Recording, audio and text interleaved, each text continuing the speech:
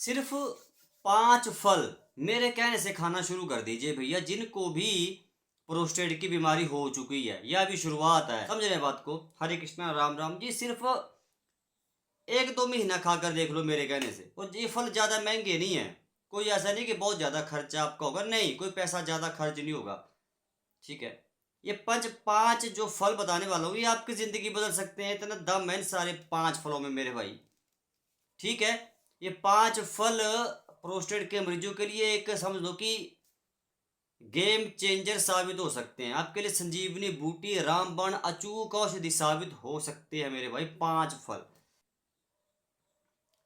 तो बिना कुछ देरी किए 5 फलों के बारे में समझिए। पहला फल कौन सा है? डायरी पे नोट करना है, लेकिन पूरा स्ट्रिक्टली आपने समझना है, ध्यान यहीं पर रखना है। केयरफुली आप लोगों ने सारी बातें समझनी है, देख रही है ध्यान से। सबसे पहला फल प्रोस्टेट के मरीजों को जो खाना है, दैट इज पपाया। वो होता है पपीता। पपीते के अंदर एक इंजाइम है विच इज कॉल्ड पपेन, और ये पपेन आपके फूड को डाइजेस्ट करने का काम करता है, भोजन को पचाने का काम करता है, आपको कब्ज होने से बचाता है। ये इंजाइम पपेन, पपीता, पपीते के अंदर जो इंजाइम है मेरे भाई, भोजन अच्छा पचेगा इसको खाने से, पपीता खाने से, और कब्ज नहीं होगी। कुछ लोगों को खाना खाने के बाद पेट फूलता है। अच्छा, एक बात बता दूं, अब यहाँ पर आप सोच में पड़ गए हो कि पपीते का तो फिर पाचन ठीक है, अच्छा होगा, लेकिन फिर प्रोस्टेट से मतलब क्या कंसर्न है? समझिएगा, आपके शरीर में जो पेट है ना, उसका अच्छा होना ठीक है मेरे भाई, उसका स्वस्थ रहना बहुत ज़्यादा जरूरी है। अदरवाइज प्रोस्टेट की सूजन जो आ चुकी है बहुत ज़्यादा बढ़ सकती है। हर बीमारी की शुरुआत पेट से होती है।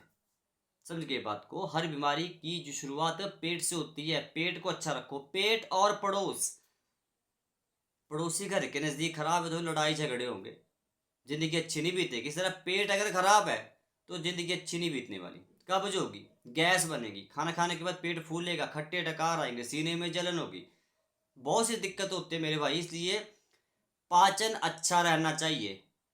कब्ज प्रोस्टेट के मरीजों का समझ लो कि दुश्मन है मेरे भाई, जानी दुश्मन है।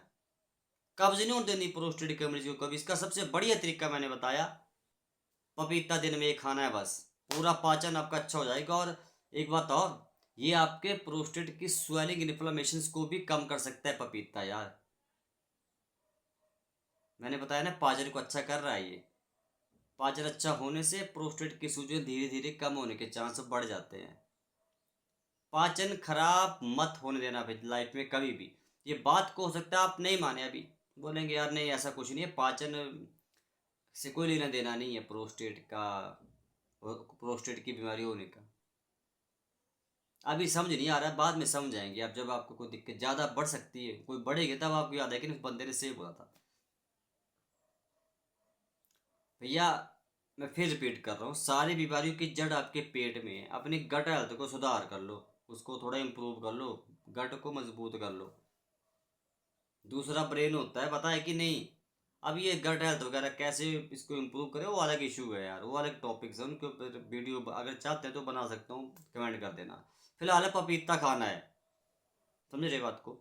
दूसरा फल वो होता है टोमेटो। आपने 2 टमाटर लिए, उसको आप लोगों ने एक मर्तबान में रख दिया दोनों टमाटर को, और उस मर्तबान में आप लोगों ने एक बड़ा गिलास पानी का डाल दिया, 250 ml, और गैस को मीडियम फ्लेम पे मतलब आप ऑन कर लो, ज़्यादा तेज़ नहीं करनी गैस, मीडियम फ्लेम पे, और ऊपर से ढक्कन दे दो उस मर्तबान के ऊपर। 10-15 मिनट के बाद गैस बंद कर दो और टमाटर को निकालो। टमाटर मुलायम हो जाएंगे।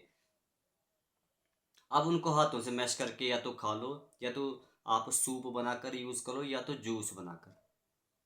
देखो मेरे भाई, आप इस बात को मान जाइए, आपको टमाटर खाने का सही तरीका नहीं पता। लाइकोपीन तभी एब्जॉर्ब होता है भैया जितना आप कुकड फॉर्म में टमाटर को यूज़ करते हैं। समझ रहे हैं बात को? तो ऐसे ही इस तरीके से टमाटर खाएंगे तो भैया प्रोस्टेट की सेहत में सुधार आपको दिखाई दे सकता है। अदरवाइज सलाद के रूप में कच्चा खाते रहो उम्र भर, वो कई साल खाते रहो, तब फर्क नहीं पड़ने वाला। तरीके होता है चीज, हर चीज़ को खाने का एक खास बीमारी में। टमाटर के अंदर बता दी मैं, लाइकोपीन है, बस उसी की खेल है सारा, तभी आपको इस्तेमाल करना है बस। क्योंकि ऐसा स्टडीज में पाया गया कि लाइकोपीन जो टमाटर के अंदर है, वो एक बेसिकली एक पावरफुल एंटीऑक्सीडेंट है। मतलब जो प्रोस्टेट कैंसर के खतरे को कम करता है, फ्री रेडिकल्स को कम करता है, ऑक्सीडेटिव डैमेज को कम करता है यार। ये आपके पूरे यूरिनरी फंक्शंस को रेगुलेट करता है। आपने देखा कि प्रोस्टेट के मरीजों को ना पेशाब बहुत ज़्यादा आता है, कुछ को कम आता है। ठीक है, कुछ पुरुष भाइयों को पेशाब करने में जोर लगाना पड़ता है, कुछ पुरुष भाई को पेशाब करते समय मतलब पेशाब की धार ही पतली होती है, फ्लो अच्छा नहीं होता। कुछ को ऐसा लगता है पेशाब की थैली खाली नहीं होती।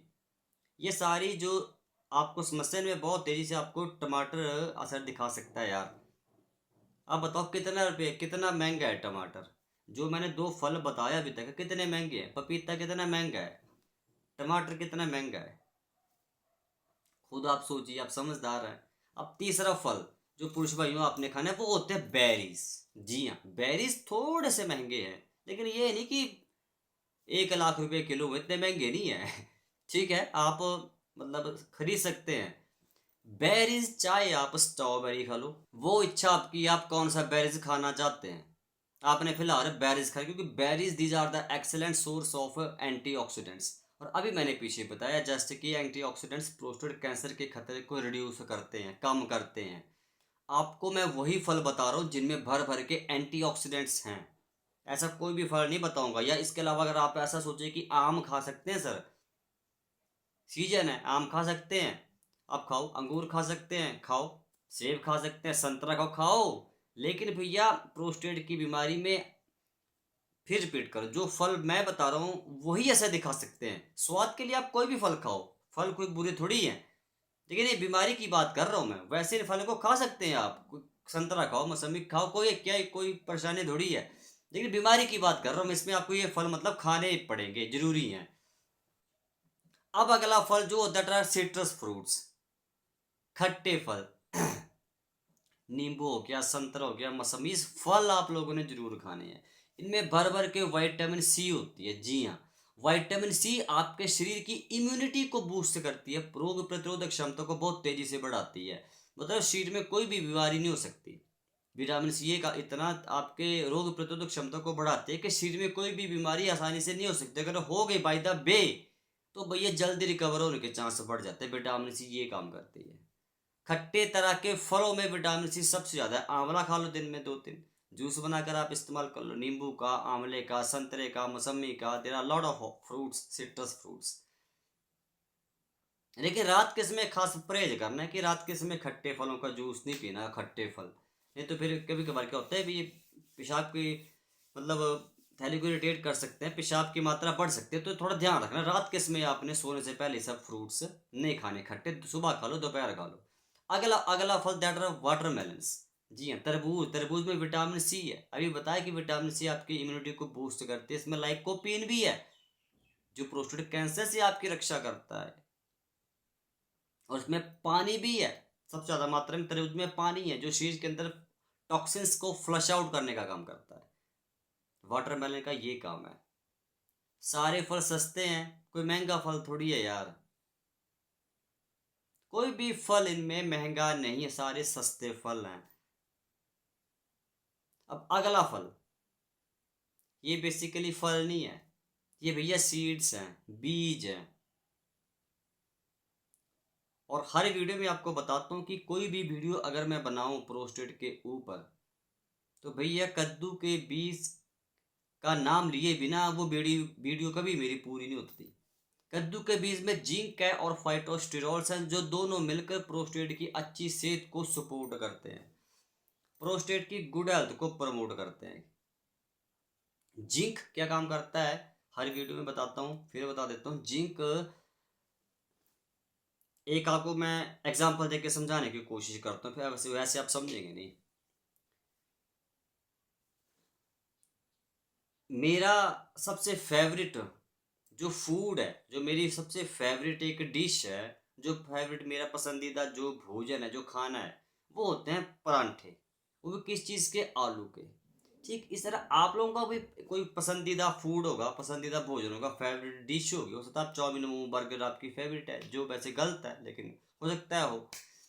तो ठीक इस तरह जो आपके शरीर में प्रोस्टेट ग्लैंड है, जो पौरुष ग्रंथि है, उसका पसंदीदा भोजन, फेवरेट डिश है जिंक का। जिस भी खाने पीने की चीज में जिंक है भैया, आपको उससे दोस्ती कर लेनी है, ये बात मान लो। तिल के बीज हो गए, कद्दू के बीज हो गए, इनमें भरपूर मात्रा में जिंक पाया जाता है। तिल के अंदर थोड़ी मात्रा में जिंक होता है, लेकिन कद्दू के बीज में तो होता ही सिर्फ जिंक है, भर भर के। इसलिए जिंक प्रोस्टेट की खुराक है भैया। जिंक जितना शरीर में जाता है, और एक चीज आप लोगों को बता दूं, ऐसा माना जाता है कि जिन भी पुरुष भाइयों के अंदर 60-70 साल के बाद जिंक की कमी होती है, उनमें प्रोस्टेट की बीमारी होने के चांस बहुत ज्यादा होते हैं। किन के कंपैरिजन में पता है? जिनके पुरुष भाइयों के अंदर प्रोस्टेट की कमी नहीं होती है। तो 60-70 साल के बाद जिंक की कमी शरीर में मत होने देना कभी भी। समझ रहे हैं बात को आप पुरुष भाई जितने भी वीडियो देख रहे हैं? कद्दू के बीज दिन में 20 ग्राम खाने हैं, ये मतलब कंपलसरी हैं। ये आपको कभी भी अवॉइड नहीं करने हैं। बस इन सारे फलों को आप खाना शुरू करिए। और कोई महंगे फल नहीं है यार, ये हफ्ते के 7 दिन होते हैं, 4-5 दिन इन फलों को बदल बदल कर खा लीजिए, क्या इशू है? सारी इजीली अवेलेबल हो जाते हैं। कोई ऐसे नहीं, कोई मैं बहुत ही महंगा फल मैंने बताया, ऐसा कुछ नहीं बताया, सारे सस्ते फल बताए। बेरीज थोड़े से महंगे हैं वो, लेकिन वो भी इतने नहीं है यार। वो आप ऑनलाइन मंगवा सकते हैं, अगर मार्केट में नहीं मिल रहे हैं तो भैया ऑनलाइन मंगवा लो, टैग किया वीडियो में, बेरीज मंगवा लो। अनार, उसके बारे में बताना सॉरी भूल गया। पोमीग्रेनेट अनार, एक अनार 100 बीमार, सुनी ना कहावत भैया, वही उसी की बात करो, अनार की, लाल रंग का अनार, ठीक है।